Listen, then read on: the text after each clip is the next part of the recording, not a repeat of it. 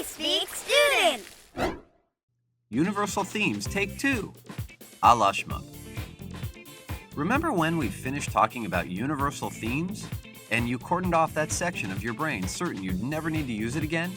Well, it's time to dust off those brain cells and bring them back out of storage because it's time for Universal Themes, The Revenge. Back in Unit 1, we talked about two universal themes, individual versus society and individual versus self. Remember when Junior from the Absolutely True Diary of a Part-Time Indian had to fly in the face of his community and seek his education off the reservation? I'm leaving camp and heading for a campus. Well, for his senior prank, we wonder if he teepeed his teepee. You dang kids!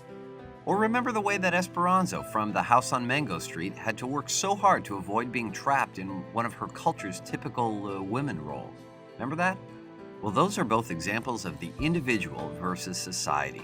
They're both fighting the man, or the woman. And then there's the universal theme of individual versus self. We see that one rear its head when Junior has doubts about where he belongs, or what choices he should make. And in Speak, when Melinda has to deal with the shame she feels for being raped. We have also discussed the theme of individual versus individual, where one person is pitted against another, face-to-face, mano-a-mano, live on pay-per-view. Let's get ready to rumble!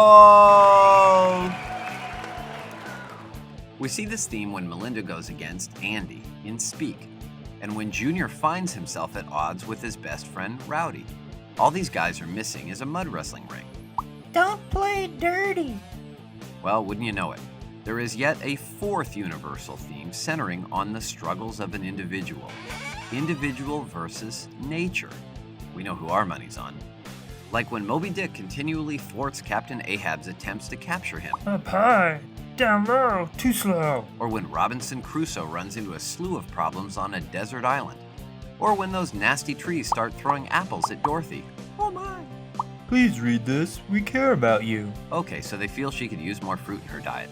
There's a nicer way to get the point across, But nature isn't limited to physical elements. Sometimes a person's biology can cause just as many headaches as the great white whale. Gotta go. Sorry, it's my biology. Plus, your biology is much trickier to harpoon. This is the type of struggle Sean undergoes in Stuck in Neutral. It's a battle royale between his consciousness and his biology. It seems a little like individual versus self.